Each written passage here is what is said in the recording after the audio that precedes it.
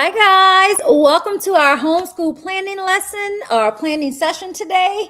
And it's going to be a good one, y'all. We are doing science and making lip balm through science. So this week coming up, we have to make lip balm because we sell lip balm at market days and we sell it at one of our little local stores, and we have to re-up our inventory. So one of the things I decided to do is go ahead and teach states of matter through making lip balm. We build our lessons around what we're doing in the week.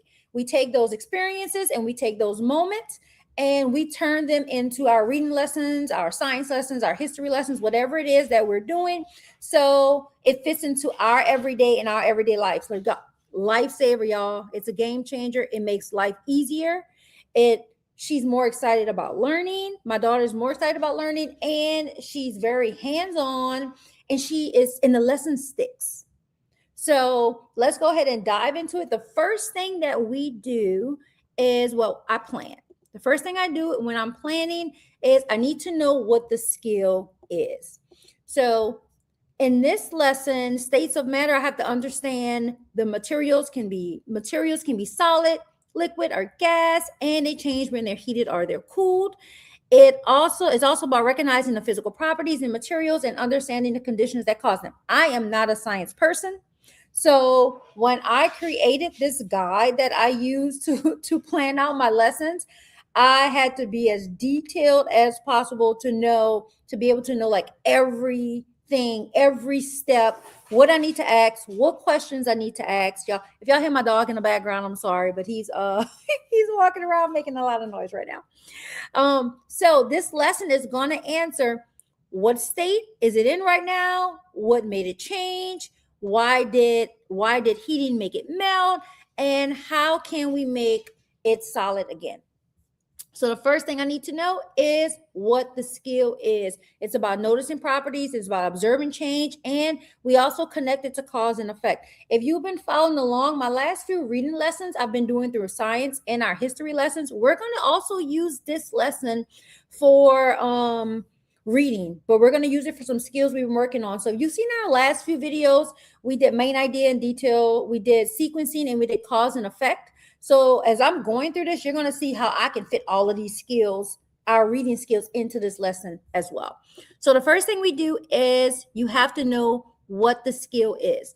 The next thing we do is why the skill actually matters. I know for me personally, and being a homeschool mom, when I think back of my days when I was in school, there's so many things that we don't use right now. Or there are so many things that we may use that I can't really identify like where they are. So I always try to want to make that connection for her on why is this important. So we do a lot of cooking and baking. So I'll make that connection there. Why does it make sense? Making sense of why things actually change, and just to build her scientific thinking around it. So the next thing I do when I'm planning is I like to plan out so I can give her some examples on why what we're doing today and what you're learning, why does this actually matter, and how you can apply it in your everyday life. Now, this is the one right here, y'all. No matter what age your child is, if they are 4, 5, 6, if they're elementary age, if they're pre-K, if they're middle school, junior high, high school, whatever, it does not matter where they are. You can use this lesson and teach across all grade levels. And this is how. So if you know how this skill is supposed to look throughout the different grade levels or different ages, you can teach several grade levels or several children at the same time. So here's the first one. The early stage is exploration. When they're young, they have to be able to label everything as liquid. Once it's melted, or focus primarily on the fun part, the pouring, the stirring, the touching. They're building like their sensory experience. That's the early stage. Now, when you move into the developing stage, it's more about recognition. Children have to begin to name the states, and they have to name them correctly. They have to be able to identify whether something is solid or liquid when prompted, and they may still need reminders on what caused it to change. The next stage is explanation. So when they're getting to maybe like 4th, 5th grade into like those middle school or high school years, over time, they begin to explain why something changed. We heated it, it got cold. The connection between the temperature and the state becomes clear. And then at the advanced stage is the transfer. And that's the making lip balm. That's what we're about to actually do today. So the children are starting to apply that concept into different situations without prompting and noticing, whether it's melting butter in a pan, or ice melting when they have a drink, or steam rising from their hot cocoa. That's the advanced stage. So that's all of the different stages of state and states of matter. So if you have a little child that's just maybe a 4 or 5, 6-year-old, and they want to do the stirring, that's fine. That's all they're supposed to be doing at that level. And then when they move into the next level, they identify this is a liquid, this is a solid. So my point is, no matter what age your child is, and whether you have multiple kids, you can use this guide for this lesson over and over and over again, because every stage it looks different. So what my daughter, we've been doing this a while, so we're on the advanced stage. So we're going to be hitting every one of those stages as we do this lesson. So depending on your child age, you can use this lesson over and over and over and over again. The next thing I need to do when I'm planning is, what do I need before I start? I need a heating source. Now, we make lip balm, so we have the double boiler, but you can use a microwave or any other like little heating source that you may have. You do not have to go out and buy like fancy equipment or anything like that. And as I go through this lesson, I'm also going to show you that if you don't want to make lip balm, you can still use this guide to do anything. It can be melting butter. It can be melting ice. It can be anything. It doesn't have to be lip balm. That's just what we're doing this week. So make sure you have everything that you need before you start. And that's a big part of my prep. Prepping saves time, y'all. The best thing you can do is prep before your child, before your day gets started. And it makes me more confident. And if I'm confident, she's confident. If she feels like mama knows what she's talking about and mama got everything together, then she feels that way as well. All right, then we start with real life. So this is still in my planning process. I'm using it to make lip balm. But as you can see, if you're looking at my guide that I have up, you start with a solid, the middle is liquid, and then it ends with solid again. Now we're using beeswax and shea butter and coconut oil. That's what we're going to be using.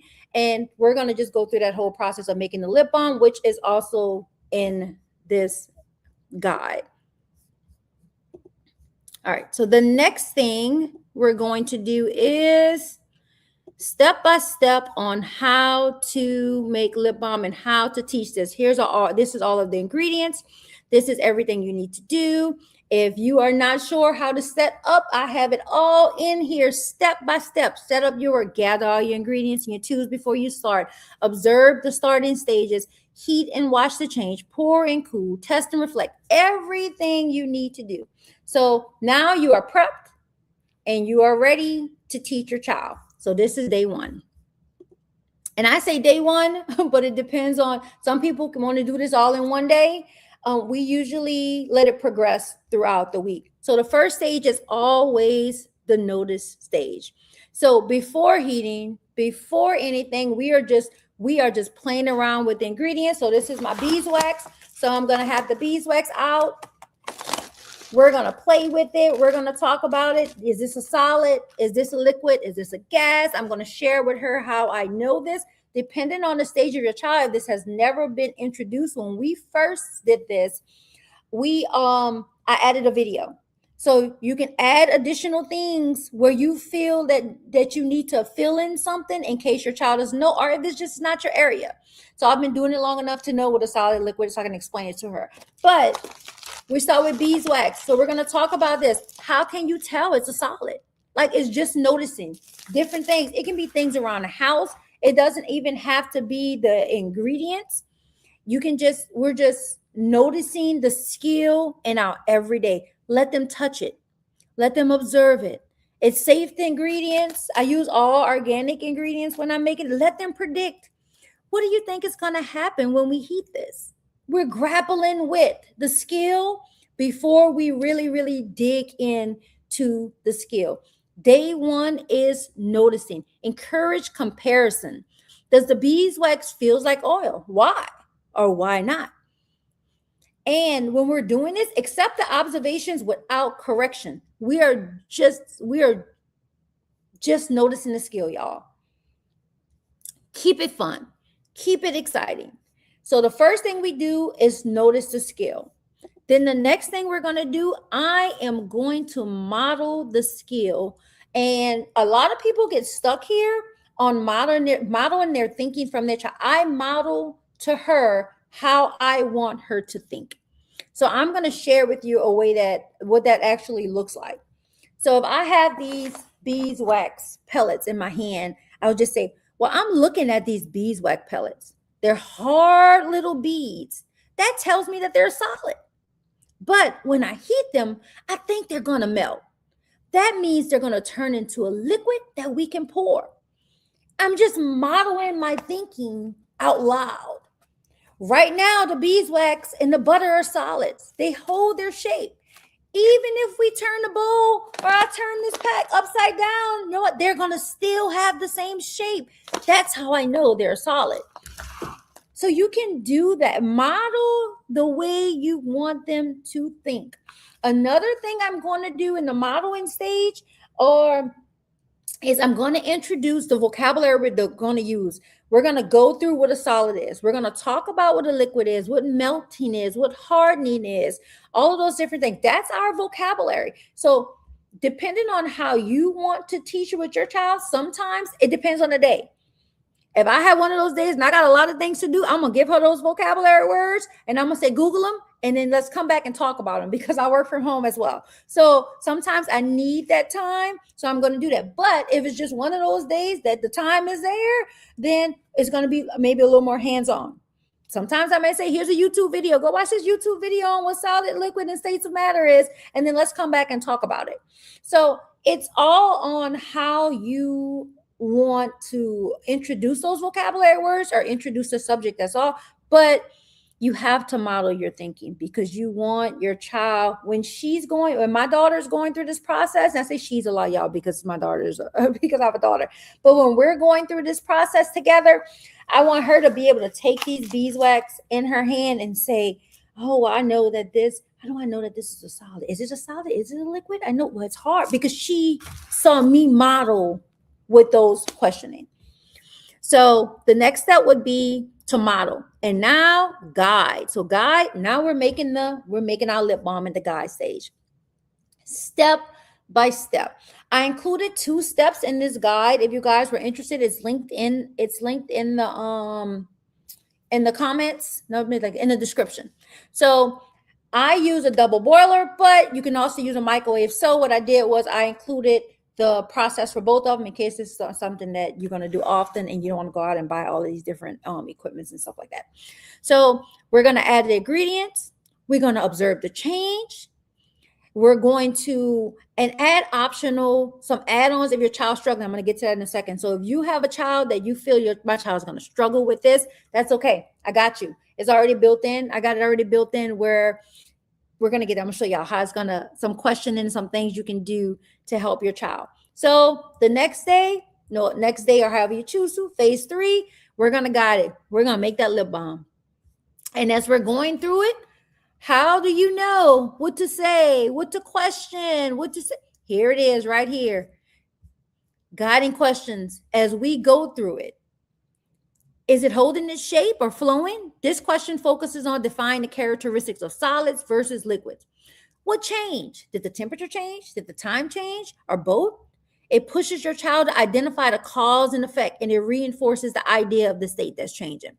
If we reheat it later, what's going to happen? Now, these questions are based on the level of where your child, is. You won't be asking the 5 and 6-year-olds some of these questions, but the older kids, the younger kids, you've already done. Go ahead. They done their sensory part. You can move out. We've done the solid liquid part for my 1st or 2nd grader. You can step out of this lesson. Now, come on. This is my 3rd, 4th, 5th upper grade child. And so we need to dig a little deeper because I need them to know more. What ingredient melted first? Why do you think that happened? This introduces variables and comparison. So the guiding questions, these are the questions that you're going to be asking as you're going through that process. If your child struggles, instead of saying, what state is this? Say solid, or use the word solid or liquid. You know what I'm saying? You don't have to say what state. Sometimes it takes a while before them understand what are you talking about. We know states of matter is a solid, but they may not know that. Instead of why did it melt? Say, did the heat make it melt? Or did it melt on its own? Just ask those questions. Help them to get to where you need them to be. Point to the evidence. Can we pour it? What does that tell us? Use those guiding questions to help your child if they're struggling. And I have some more tools built in for that. We're going to get to them in a little bit. Now, the next day is transfer throughout the week. Things you're doing. If I'm melting butter in the pan, remember when we melt the beeswax? What happened to this? What's happening to this butter right now? Is heat changing its state? Simple. If you're melting chocolate, if ice is melting in a drink, if you light a candle, y'all, you can practice states of matter like through a lot of things right now. Look at the candle. Look at the near the flame. Is it liquid? The rest is solid. What's making it melt? What happens when we blow it out? All of these things are things that you can use to teach states of matter. So throughout the rest of the week, we're going to just be practicing it with different things at home. So now let's move on some other activities. So if you want to dig a little deeper, so this is a fridge test. You take 2 batches of the lip balm, you put one in the fridge, and then you let one dry or on its own or get solid on its own at the table. So first we'll divide the batch, then we'll predict and observe which one's going to become solid faster. Why? Check every 10 minutes. Let's observe the differences. Explain it. Discuss. The fridge hardened faster because it was cold. The temperature made it solidify more quickly. Y'all, if they don't know states of matter by the time this lesson or by the end of this week, that'll be crazy. So there's so many things that you can do around the house to teach this. I don't know about y'all, but in the state that we're in, we're not required to take standardized tests or any testing or anything like that on science. So for science, for us, this is how I teach it. And then we move on. There's no assessment. There's no tests. There's no, none of those things. You can't add writing prompts to it if you choose to. I also included some common struggles. So if your child is struggling, my child is just saying it's hot. I included why this happened. Your child is noticing the cause of heat because they haven't connected the effect, which is the state change yet. And what do you do about it? So if your child is having any of these common struggles, and I didn't just make these struggles up. We have been doing states of matter for a while because we make lip balm often. So these are struggles that has come about that I decide, well, let me go ahead and put them in this guide because I know we're having a struggle. Then you may have that struggle with your child as well. They call everything a liquid once it melts. Why? It tells you why does it happen, what to do.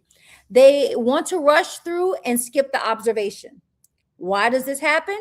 This happens because the observation is the fun part. They don't want, to skip the observation. The watching and the actually doing is the fun part. They don't want to observe. So what do you do when they're struggling there? Give them a job. Let them stir. Let them label the things solid. Like my daughter loves a sticky note, y'all. So any little trinket that I add to the lesson, she loves that. So give them a job.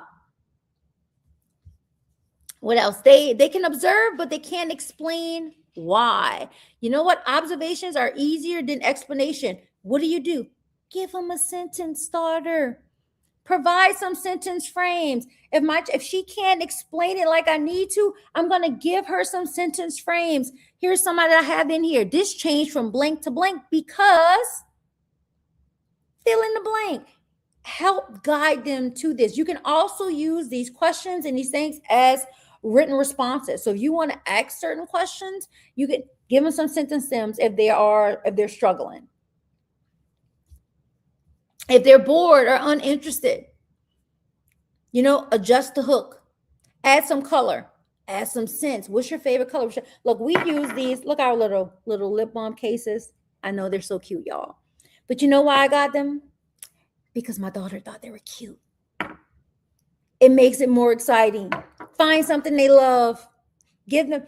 Let them feel like they have ownership over the activity. Let them be as hands-on as possible. And like I said, if lip balm is not your thing, you can do this. These questions are built that you can take this guide and use it for anything. You can melt chocolate. You can have a drink, watch the whatever it is that your child loves to do. All right, so let's move on. Support tools. I always add additional support tools if your child is struggling. So this is when I use a support tool. If we're going through, I'm going to show you instead of just tell you. So if you're looking at what understanding styles like, how do I know if my child got this or they didn't get this? I'm going to come back to the support tool. I'm telling you when we use it. So I broke it down. If they're emerging, this is what it looks like. If they're in development understanding, this is solid understanding, and this is advanced understanding. So based on where your child falls, and on this next slide, on this next page, I have when to stay and when to move on. So if your child is able to correctly label solid versus liquid, depending on the age, because it builds on each other, if they can explain how heat melt, if they can do all the things, we move on.